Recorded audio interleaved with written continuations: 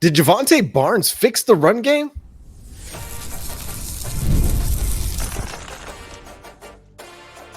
You are Locked On Sooners, your daily podcast on the Oklahoma Sooners. Part of the Locked On Podcast Network, your team every day.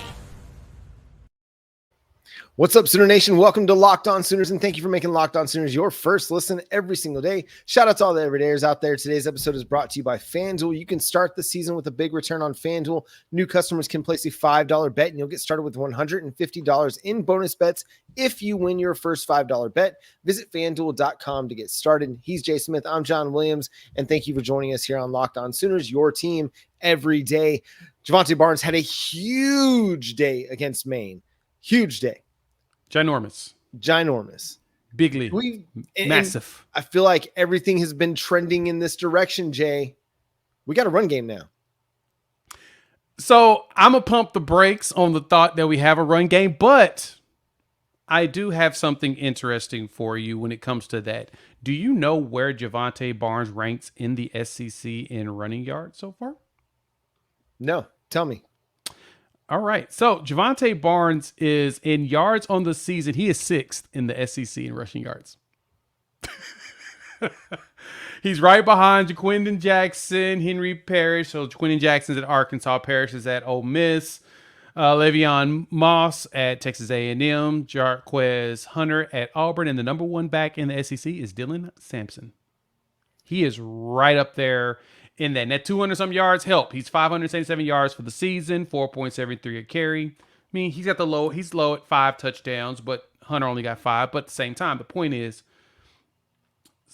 he's about 6th in the SEC in rushing yards so far. That's not a bad thing. To me, it kind of tells that we can get a run game going at some point. And I think that now, I think he has the confidence to hit, because in this game, we saw him do things that we're not used to seeing him do. He made cuts, a lot of them. He made a lot of cuts. He hit a lot of angles. And luckily on the back end of our schedule, the outside of Alabama, we're not really going against defenses that are really good on the run. Like LSU's 26th in the country. Actually, Bama's 28th, so they're actually lower than LSU. It's kind of fascinating. Did not realize that. And Missouri is 55th in the country in rush defense this season. We're not going up against teams that are really good at stopping the run. And granted, we're basically down tackles again still, right? But the interior guard play is better with Uzeda, who's playing very well. So is Wewu. We'll probably see, EPL, as well as going with Howland and probably Isaiah Autry-Dent. You probably see a little bit of that on the line. I think that's going to make the rush game better. Plus, Joe John Finley is calling a way better game. Yeah, I feel like everything changed whenever Joe John Finley moved into the booth against South Carolina. Mm-hmm. The running game started to improve there. You started seeing signs. They were just so far behind in that game because of the 3 turnovers to start the game that you couldn't lean into the running game. They did it a little bit just to keep South Carolina off balance because you had to. Otherwise, Dylan Sampson and Kyle Kennard would be in Jackson Arnold's lap the entire game. But against Ole Miss, the number 1 rush defense in the nation, Oklahoma had a really good day. Javante Barnes ran for 67 yards. How many yards did Ole Miss allow per game heading into that one? 66 yards per game. Javante Barnes averaged more than 4 yards per carry in that game. How many yards per carry did Ole Miss allow per game so far through that until they played Oklahoma? 2 yards per carry. So there were signs that Oklahoma's run game was starting to get going before they ran for 381 yards against Maine. That was just a nice little cherry for Javante Barnes, who had been Oklahoma's best player since the Texas game. And it was just one of those, like, here you go, Javante. You've worked your tail off. You've busted your butt. You've shown leadership. You've done all the right things. You're leading from the front, doing everything that we're asking you to do, and everybody's going to follow you. Now we're going to let you have a big game. And he was going to have a big game, even if you take that 73-yard or 74-yard rush off the board. It's still a monster day for him with the 3 touchdowns. But that play alone showed that this is a different Javante Barnes than what we're dealing with. Again, we saw signs whenever he was catching passes out in the flat as the check down option, making people miss in the open field. But that run right there, patient, finds the hole, makes two guys miss down the sideline with speed. And if we can continue to see that Javante Barnes, I feel really, really good about where the run game is headed the rest of the season. Yeah, it felt like we were getting the Florida State version of him, the one that we were expecting last season until, the foot situation happened.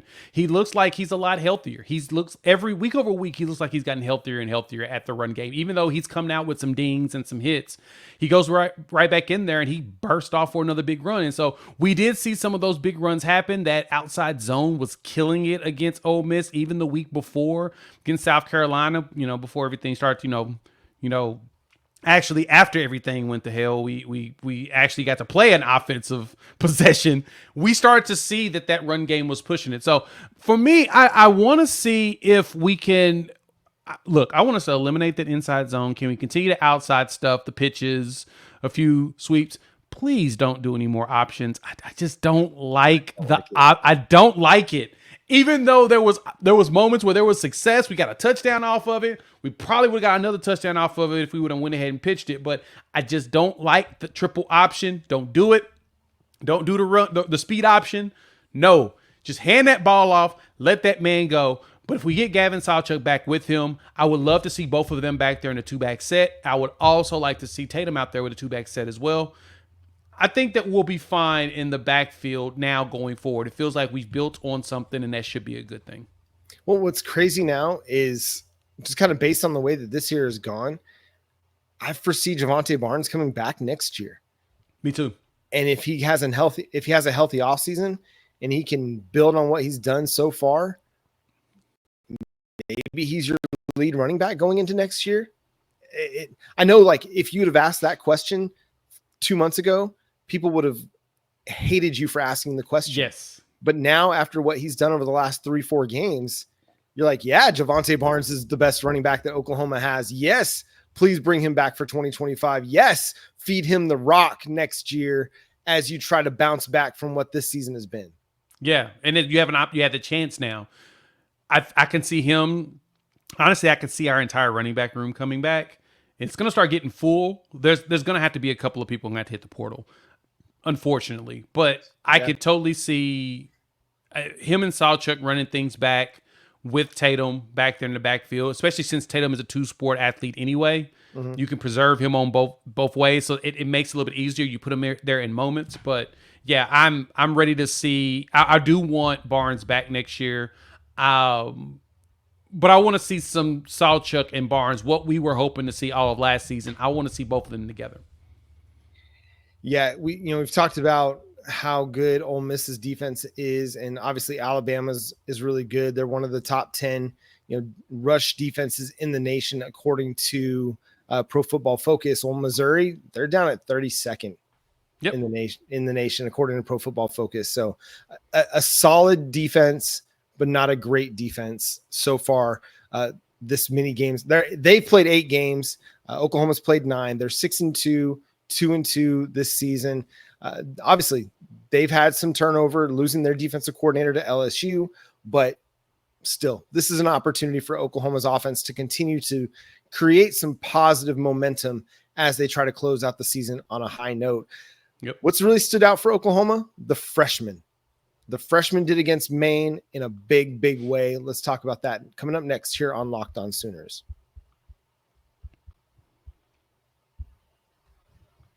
Our friends at 5 Hour Energy know that being a passionate football fan isn't just a hobby. It's a way of life. It takes a lot of energy to power through all-day tailgates, touchdown celebrations, or agonizing second overtimes or, injury-filled seasons, which is why they create the Stand the Fan 5 Hour Energy Shot. With a special flavor called Fan Fuel, the energy shot will made just for the super fans like us, the fan who are first in the parking lot and who are last to leave. We see you. Just like those moments where, J.J. Hester caught that deep 90-yard touchdown. The J.J. Hester agenda continues. Or the Javante Barnes run we just talked about, going 74 yards down the field. 5 Hour Energy knows that no matter what team you root for, being a fan requires heart, soul, and a whole lot of energy. Whether you're prepping for the big tailgate or ironing your jersey, your game day, To-do list is always a mile long. That's why the limited edition Stay in the Fan 5-hour energy shot is here to help you fuel throughout the season. What's your fan fuel this week? Whatever it is, do it with 5-hour energy. Available on 5hourenergy.com, shipped nationwide.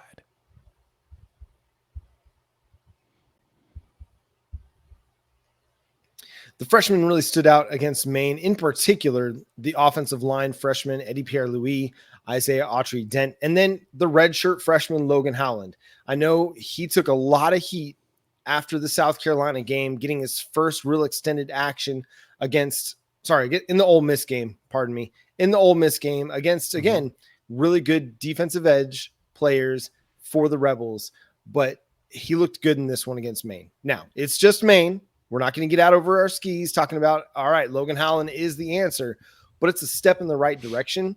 Eddie Pierre-Louis showed the physicality, the toughness, the athleticism that you wanted to see. Isaiah Autry-Dent was solid as could be in his first collegiate game. Huge. Yeah. Yeah, and he got that nice little penalty that everybody loved. Mainly because it was just nasty, right? Yeah. What we want is some guys to go out there and get a little violent, get some hits in there, show us that they care. And he did that. And he did it in a very good way. I mean, that was a great example of a guy going out there to get a pancake. He ran through the dude, fell on top of him, and then as he was getting up, he got that flag. Yeah. It was a little extra, but at the same time, you want that. You even saw that on the defensive side. Danny Okoye got that penalty on the quarterback, unfortunately, that took away Reggie Power's interception. You know, based upon his dad, he said, that counts. That's an interception, darn it. We're going to take that interception. We're going to accept it. But no. What I'm thinking, though, on the offensive line, Logan Howland is a redshirt freshman. He did good in this game. Again, it's his main. He wasn't the best against Ole Miss when he got thrown out there in replacement at left tackle, but I don't think that Missouri's rush is as lethal. As you mentioned, Ole Miss, one of the best defensive lines in the country. They have one of the best ones that money can buy because a lot of those dudes are transferred and they're really talented transfers. So the expectation was that they were going to be good no matter what.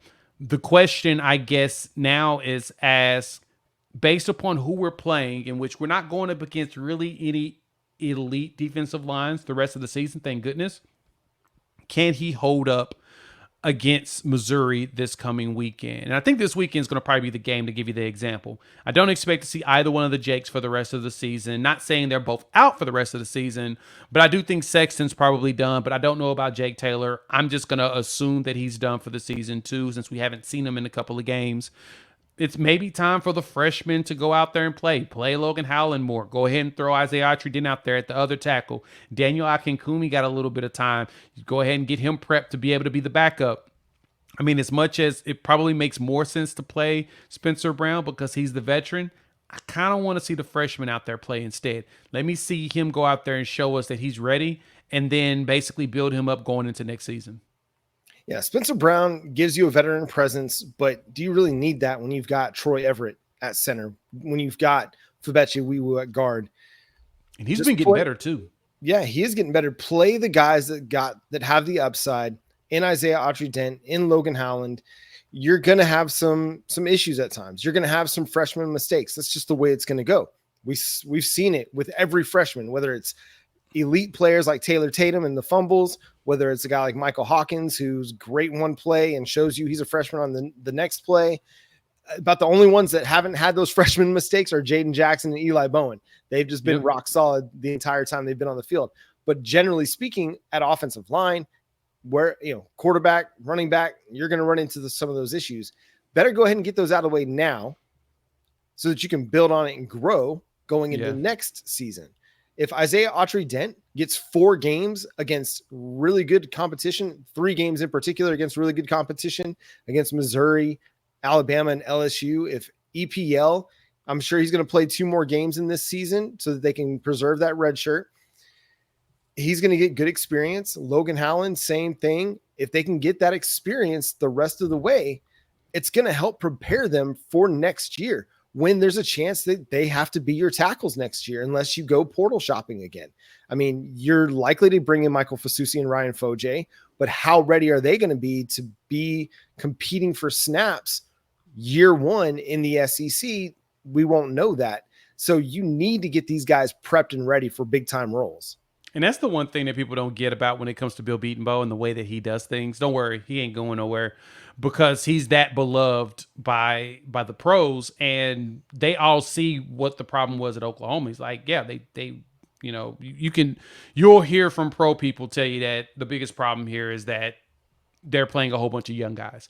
And they, like I said, because Beatonbow is so beloved, he's going to throw those dudes out there and say, hey, I need you to learn how to play all positions here because just in case there may be a moment I got to pull you in to play one of these other spots. That's pretty big in the pros, right? Being able to be cross-trained on everything. Just overall, Bill Beatonbow is beloved.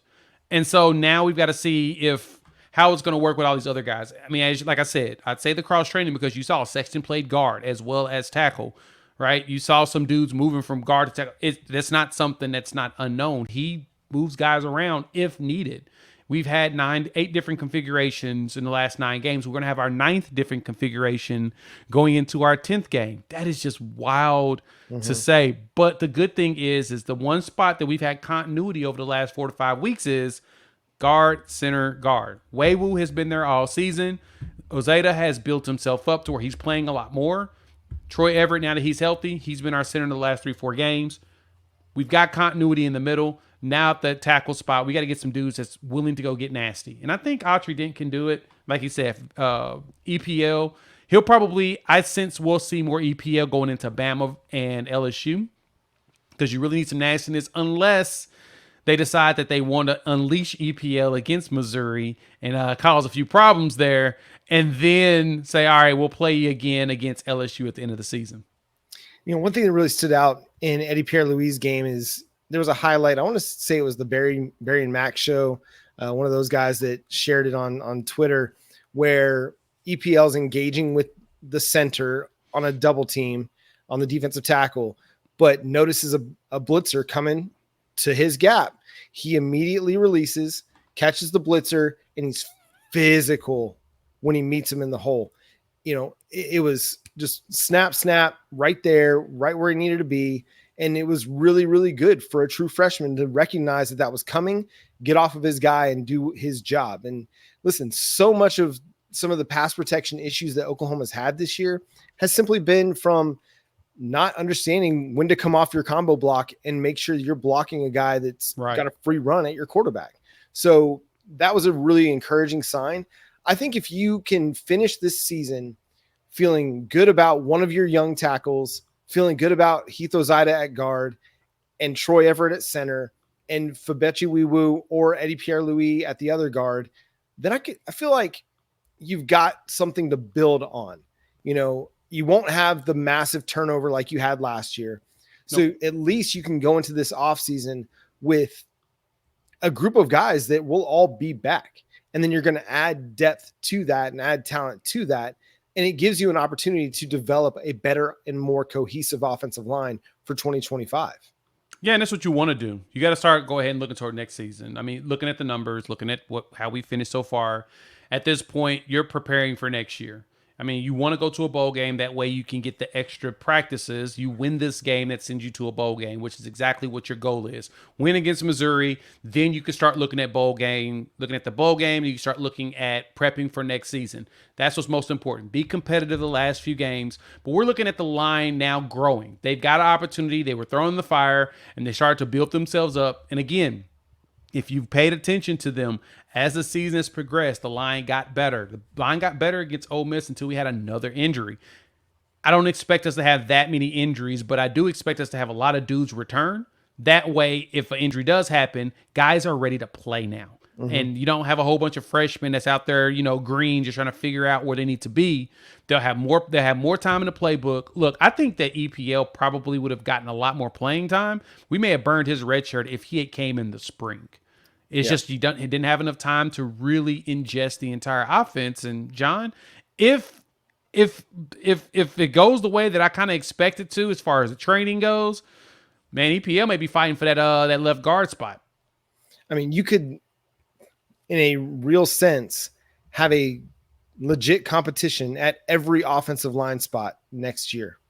With all those young boys. Oh, man, that'll be so much fun. I mean, then at that point, they'll know the offense, and I think that they'll be violent. That's what I want. I think that you should have a left tackle competition between Jacob Sexton and Logan Howland. At left guard, Eddie Pierre-Louis and Heath Ozida. Troy Everett, listen, if you want to run it back with Troy Everett at center, I'm cool with it. He's an experienced guy. He keeps getting better. At right guard, Fabechi Wiwu and Heath Ozida and EPL and Eugene Brooks can all battle it out for those 2 guard spots. And then at right tackle, Jake Taylor and Isaiah Autry-Dent.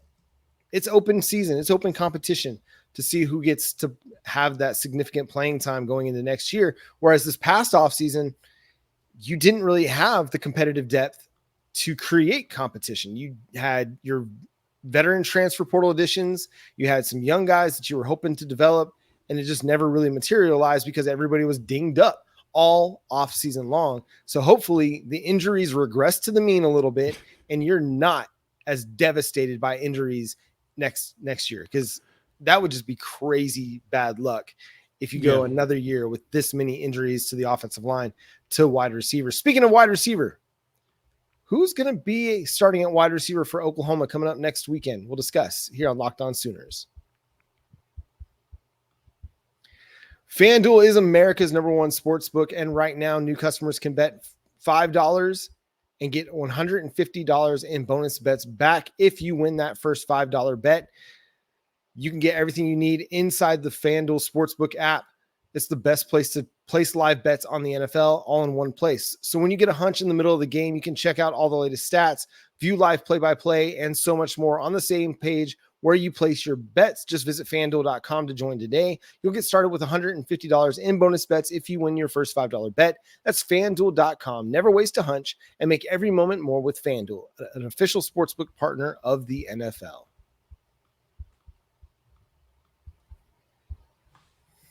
Again, thanks for making Locked On Sooners your first listen every single day. Shout out to all the everydayers. Subscribe to the show wherever you get your podcasts.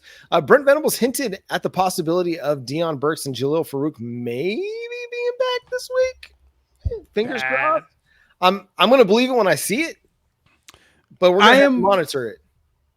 I am in that exact same camp as you. For me, until I see them, I've been hurt too much. Yeah, I've been hurt way too much as well. I'm exactly in that camp. Until I see them show up as probable on a injury report, I don't believe anything. Yep. If they show up as questionable, I'm out. They ain't playing in my eyes. Anybody that shows up questionable tells me you are not playing. And they could even come from questionable going all the way into being able to play. I'm still going to say you ain't playing until you're on the field. But if they show up as probable on Wednesday's report, your boy's going to be excited. Cooking. That's gonna warm me up, and that show for Thursday morning gonna be on fire because I'm probably gonna be dancing, we're gonna be screaming, we're gonna be hollering, we're gonna be hooting. All of that's gonna be happening. If we can get back those two before this game, not only will it be kind of a tough one for Missouri because they really won't have much film on either one of them, but that opens up the entire offense even more. You'll have your wide receivers that know how to get open and move around, not only speed-wise, just physicality. Because Jalil Farouk, if anything, he's going to play hard. I feel like him and Javante Barnes are like your hardest working dudes.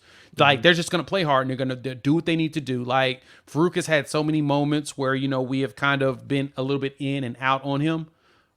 But the one thing you can't say he doesn't do is work hard and find a way to get open and find a way to get to spots where the quarterback is comfortable. And I think Jackson Arnold's very comfortable with him. He was, even after, with the Arizona game. He still kept feeding him the ball because he knew that he was going to find a way to get to a pocket where he can catch that pass. I want to see some of the younger guys too. I want to see more Zion Kearney. I want to see him out there. He got a catch from Michael Hawkins at the end of the game. That was cool. I want to see more of him en route. Now, I know that Emmett Jones is probably working with him to get him prepared for next season. He's the one that I'm leaning in heavy on because I think that he can be something special. You get him the ball. Of course, Brennan, hopefully he's healthy. I know that hip was a little weird, and he may have injured himself with that when he fell. I'm hoping that he gets better. But if anything, give me Kearney. Give me Hester. The Hester agenda continues. I don't care what nobody says. JJ Hester's agenda continues as he keeps doing stuff that we need in order to get some dubs. But This is also, remember, this is a revenge game for him. He's coming from Missouri. That's his former squad. So you have Theo Weiss on one side, who came from Oklahoma and went to Missouri. J.J. Hester from Missouri, coming to Oklahoma. Yeah, you're going to still see a lot of J.J. Hester. I mean, for some of the inconsistency that you get out of him, he's been one of your more reliable receivers outside of Jacob Jordan. Like, Jacob Jordan is your starting slot unless Deion Burks is back. If Deion Burks is back, then he's going to slide right back into the slot. Jacob Jordan will get opportunities in a rotational role. You'll have J.J. Hester. If Jalil Farouk is back, then you've got then to me, I run Jalil Farouk right out there with the starters because he's a dude that you can rely on to give you a good effort, to give you good energy, to just play tough and play physical.